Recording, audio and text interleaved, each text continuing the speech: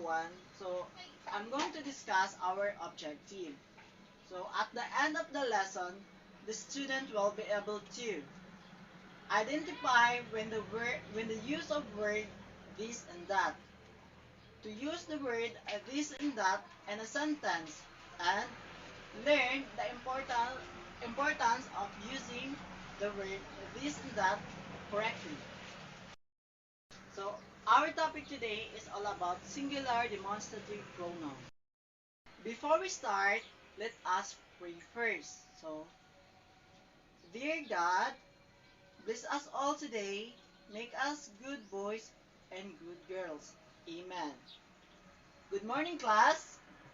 Good morning, teacher. There's any absent today? No, teacher. Right, class. Let us sing first. Do you know the song This and That? Okay, sing with me. So let's start the song. This is the day I brush my teeth, brush my teeth, brush my teeth. This is the day I brush my teeth every in the morning. That is my way to clean my mouth, clean my mouth, clean my mouth. That is the way to clean my mouth every day. So, who can recall our topic yesterday? Me, teacher. Very good. Now, can anyone give me an example on how to use those words in a sentence? 9. Good job, everyone. You really listened to our discussion yesterday. Let's clap our hands. Okay, class, sing with me because we will have another song to sing. This and that song. This is my dog and I care of him. That is your dog? Yes, this is my dog. This is my cat and I love her dear. That is your cat? Yes, this is my cat.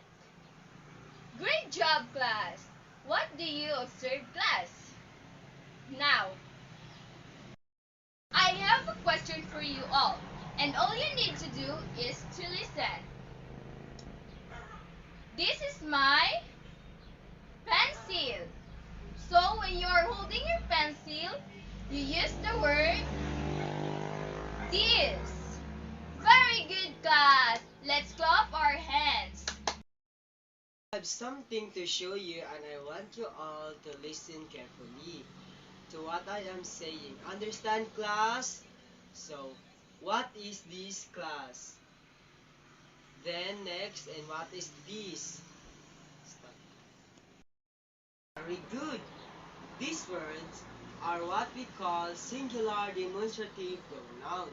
We use the word this when we are holding the object or we can reach the object. On the other hand, we use the word that when that object is far or has certain distance from us. Do you get it, class?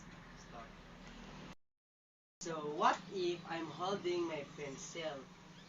What word should I use? Alright, that's correct, class. And what if I'm pointing at the door at the back? What word, singular demonstrative pronoun, should I use? Very good, class!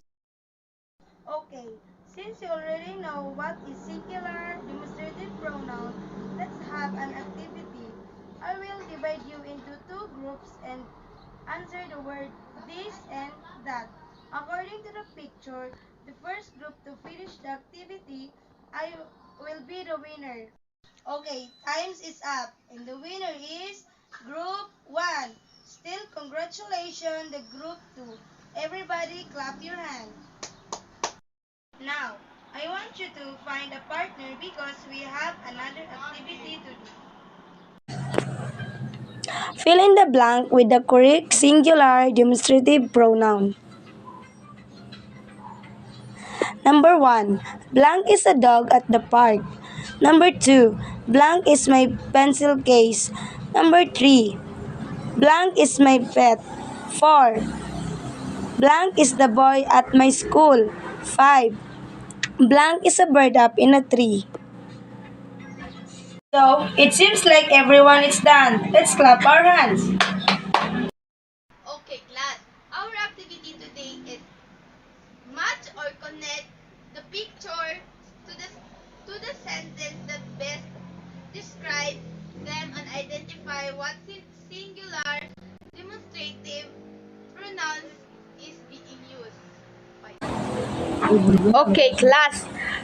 This is our activity. So, what did you see about the first picture? So, yes, you can see a boy and a pencil. So, what is the correct answer of that? Is that is a cloud, or this my pencil, or this is a dog? So, yes, the correct answer of that is this my pencil. So, what did you see about the second picture? So, yes, you can see a boy and the dog. So, what is the correct answer of that? Is that is a cloud, or this my pencil, or this is a dog? So, yes, the correct answer of that is this is a dog. So, the last picture. What did you see about the last picture? So, the boy and the cloud. So, what is the correct answer of that? Is that is a cloud, or this is my pencil, or this is a dog? So, yes, the correct answer of that is a cloud.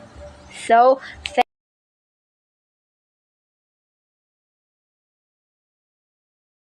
Before we going home, we have an hour assignment.